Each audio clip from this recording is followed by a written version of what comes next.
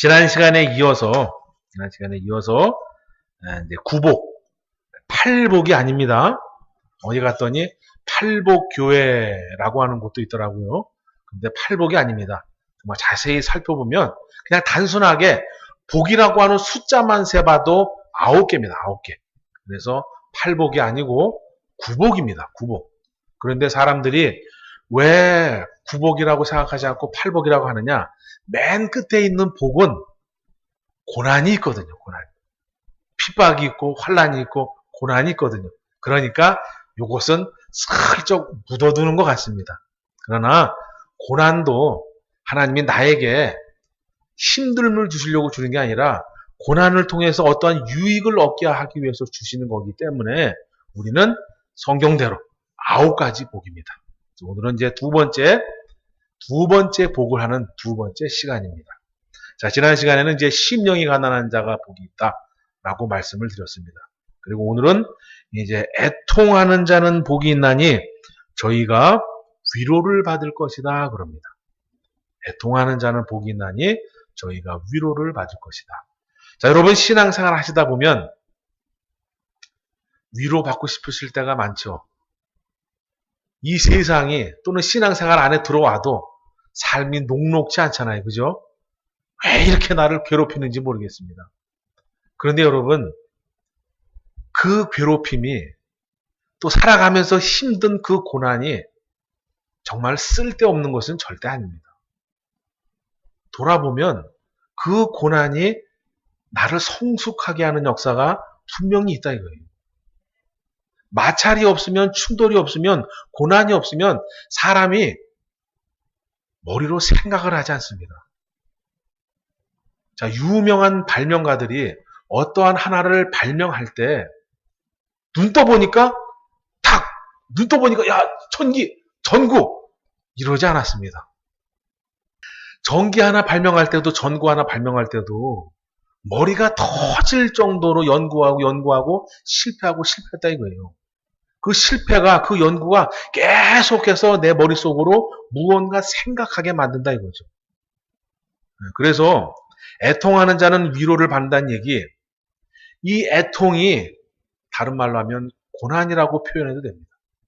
이 고난이, 이 어려움이 나를 갖다가 더 성장시킨다 이게 성장시켜. 그 성장한 모습을 보고 우리 주님이 나에게 위로라고 하는 것을 허락하신다. 위로라고 하는 복을 주신다라는 거예요. 원어로 보면 애통, 위로라고 하는 뜻이 우리 한글 성경하고는 조금 다른 의미가 있습니다. 우리 한글 성경은 이런 뜻이잖아요. 막 애통, 막 가슴이 아픔, 막 이 통증을 느낄 정도의 슬픔, 이렇게 내가 하나님 앞에 부르짖을 때, 이렇게 막 가슴 아파할 때, 그때 하나님이 내 기도를 들으시고 위로를 해주신다. 이렇게 이제 우리가 해석할 수 있는 그런 말씀인데, 원어로 보면 조금 다릅니다. 오늘은 뭐라 하냐면, 애통은 이제 펜테오. 그 뜻은 슬퍼하다, 애도하다, 울부짖다. 그런 뜻이 있습니다. 그 다음에 위로는 바라칼레오. 그런 뜻인데, 가까이서 부르다라고 하는 뜻입니다. 그래서 요거를 이제 해석해 보면, 무엇을 위해서 내가 슬퍼하면 주께서 나를 가까이 부르시겠다.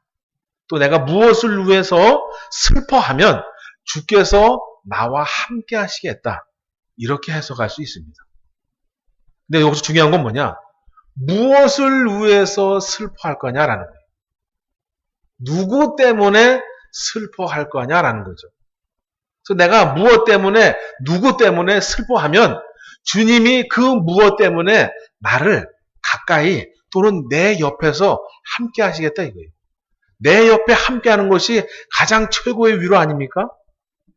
그래서 주님이 애통하는 자는 위로하시겠다는 얘기는 내가 무엇을 위해서 슬퍼하면 주님이 내 옆에 있겠다 이거예요.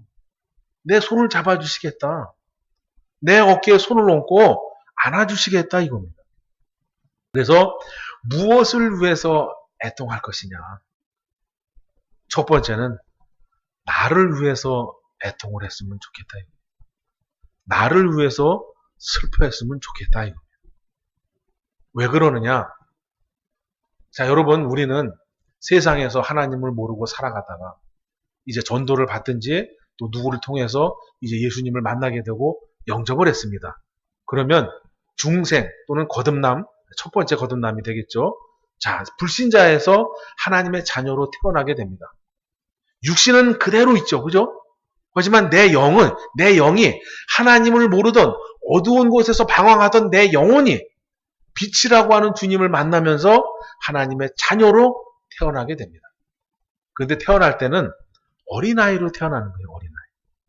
성장한 자, 장성한 자가 아니라 내 영이 어린아이로 태어나게 됩니다. 그러면 그 어린아이로 태어나게 되면 성장이라고 하는 과정을 거쳐야 됩니다. 성장이라고 하는 과정을 거칠 때 교육이라고 하는 것이 필요합니다. 그죠? 지금 학생도 있지만 여러분, 우리나라는 그래도 12년이 의무교육 아닙니까? 초등학교 6학년, 그 다음에 중학교 3학년, 고등학교 3학년. 그래서 최소한 12년의 의무교육. 좀 돈이 있으신 분은 유치원도 나오셨잖아요. 그죠? 예. 그리고 학업에 또 의미가 있는 사람은 이제 대학교까지 또 가게 되고. 그 교육이 왜 필요하느냐? 사람으로서 이 세상에 살아가기 위해서 가장 필요한 거고 또 있어야 될 거고 사회성을 기르는 것이고 또 세상을 살아가는 하나의 사람으로 하나의 구성원으로 살아갈 때 가장 필요한 것을 그 교육이라고 하는 걸 통해서 배우지 않습니까? 우리 신앙인들도 마찬가지다 이거예요. 하나님의 자녀로 태어났으면 교회라고 하는 곳에 가서 무언가 배워야 되는 거예요. 그래서 예수님도 항상 뭐예요? 회당에서 가르치십니다. 회당에서 가르치신다. 하나님의 자녀로 또 주의 일꾼으로 주의 제자로 살아가려면 가르침, 교육을 받아야 되는 겁니다. 그래서 애통, 무엇을 위해서 애통할 것이냐? 첫 번째가 나다. 그래서 하나님, 제가 하나님을 알아가는 데 있어서 하나님의 말씀을 깨달아가는 데 있어서 많은 것이 부족합니다. 이것을 위해서 오늘부터 내가 슬퍼하면서 하나님 앞에 부르짖으면서 나아가겠습니다. 그러니 내가 부르짖을 때, 내가 슬퍼할 때, 내가 작심할 때 하나님 성경을 보면서 그 안에서 깨달음을 주시고 그 안에서 하나님의 비밀을 발견케 하시고 그 안에서 하나님을 더 넓게 내가 이해하면서 알아가면서 믿을 수 있는 믿음의 지식, 믿음의 지혜를 달라고 첫 번째는 기도하는 것이 애통의 기도가 되어지는 줄 믿습니다. 그래서 나에게 있어서 애통이란 제가 교육을 받아야 되는데 하나님의 말씀을 잘 모릅니다. 목사님을 통해서도 배우고 요즘은 세상이 좋으니까 유튜브를 통해서도 배우고 그 다음에 기도함을 통해서 또 내가 진리를 배우고 그래서 진리가 너희를 자유케 한다는 그 진짜 속뜻을 깨닫기를 원합니다. 말씀으로 바로 서기를 원합니다. 이 기도가 우리의 첫 번째 애통이 되어야 됩니다. 저와 여러분이 하나님의 말씀을 먹지 못하면 하나님의 말씀을 먹는다는 얘기는 읽고 깨닫고 그렇게 살아가도록 노력한다는 얘기예요. 이것이 없으면 여러분의 영은 자라지 않습니다. 어떠한 고난이 있고 어떠한 어려움이 있고 어떠한 문제에 부딪힐 때 그때 많은 생각을 하게 되고 그때 많은 기도를 하게 되고 그러면서 내 영이 철이 들게 되는 겁니다. 이 철은 기도한다고 들어지지 않더라고요. 자꾸 부딪힘이 있어야 되고 자꾸 어떠한 고난이 있어야 되고 어떠한 그런 이 자꾸 이렇게 세상에서 또는 주 안에서 어떤 모든 공동체 안에서 자꾸 이렇게 탁탁탁탁탁 부딪히는 이 박수 쳐서 소리가 나듯이 이런 것이 있어야 계속 고민하게 되고 생각하게 되고 그것을 이제 이겨내면서 그때 비로소 영의 철이 들더라 이거예요. 그래서 첫 번째는 이제 나입니다. 나. 그래야 내가 하나님의 은혜를 받을 수 있고 또 지혜와 깨달음이 있는 줄 믿습니다. 자, 그 다음에 두 번째 애통하는 것은 뭐냐? 형제를 위해서 애통을 해야 되겠죠. 형제를 위해서. 내 옆에 있는 형제를 위해서. 그것은 어느 부분에서 우리가 받아들여야 되냐면 자, 우리 주님이 이 땅에 오신 것을 보시면 압니다. 우리 주님이 말로만 내가 너희를 사랑해, 내가 너희를 구원할게 이렇게 하지 않으셨습니다. 신이 하늘의 보좌를 버리시고 우리와 똑같은 몸을 입으시고 이 땅에 오신 거예요. 그것도 어느 순간 뿅 해서 성인의 모습으로 오신 게 아니라 어린 아기의 모습으로, 그것도 큰 부자도 아닌 가난한 그 요셉의 가정에 어린 갓난 아기의 모습으로 이 땅에 오시는 거예요. 우리가 육신으로 살아가는 모든 것들을 우리 주님도 다 똑같이 겪으시면서 우리에게 위로를 주시는 거예요. 그러니 그 위로가 더 가치가 있는 거 아닙니까?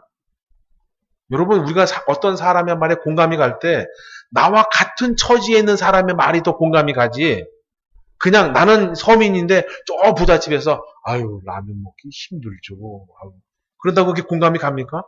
여러분 있잖아요.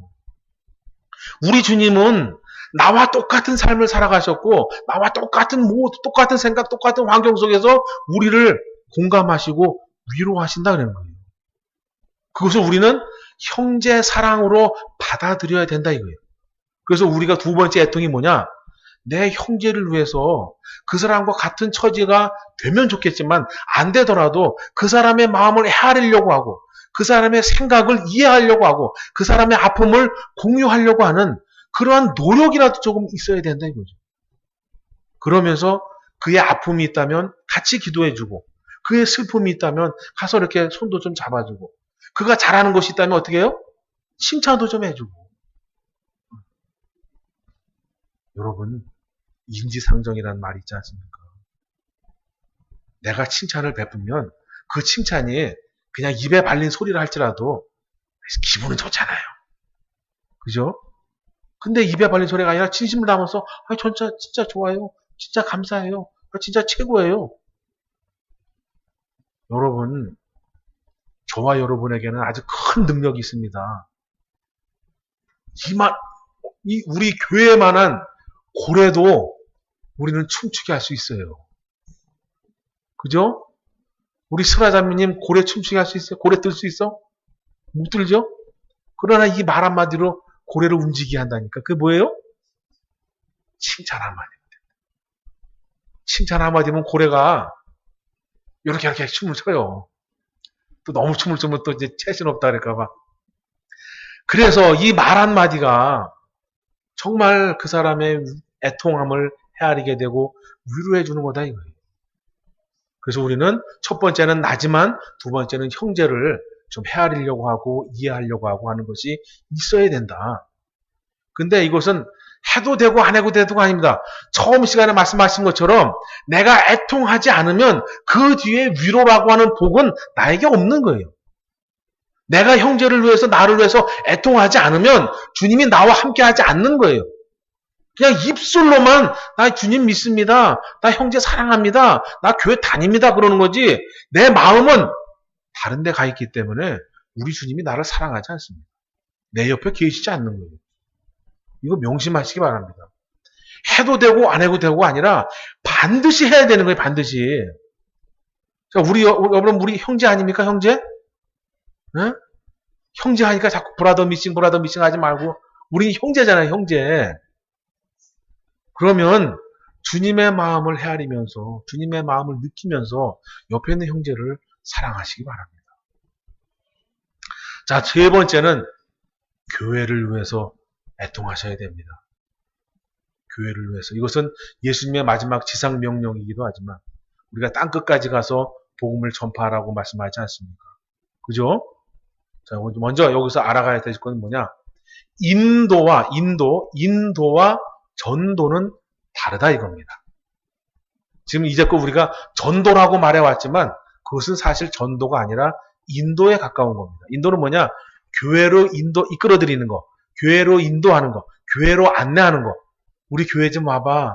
우리 같이 신앙생활 해보자. 이렇게 하는 거 있죠? 지금까지 우리가 해왔던 거. 그게 사실 전도라고 해왔지만 그것은 인도라고 하는 것이 더 맞는 표현입니다. 전도라고 하는 것은 뭐냐? 도를 전하는 것이 전도예요. 즉 전도는 교육하고 가르치는 게 전도인 거예요. 그러니까 인도는 불신자들을 향해서 또는 방황하는 이들을 향해서 하는 게 인도고 전도는 우리끼리 교회 안에 들어온 사람한테 하나님의 더 풍성한 것을 교육하고 가르치는 거예요.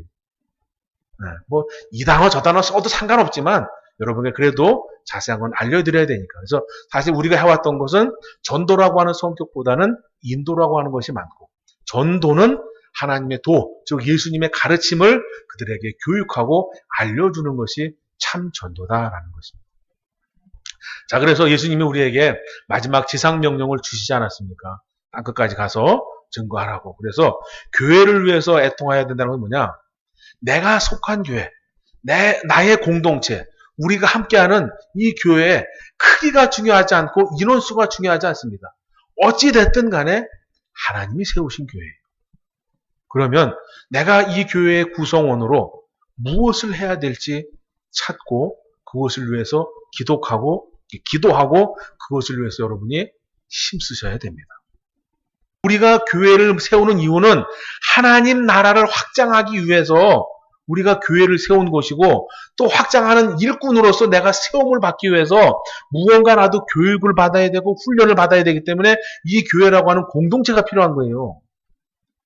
그래서 교회를 위해서 기도하는 얘기는 교회를 부흥시켜라, 교회를 크게 하라, 성도를 많게 하라, 그런 얘기가 아니라, 그거는 우리가 첫 번째 거, 내가 교회의 일꾼으로 거듭나면 하나님이 그 뒤에 것은 해주십니다.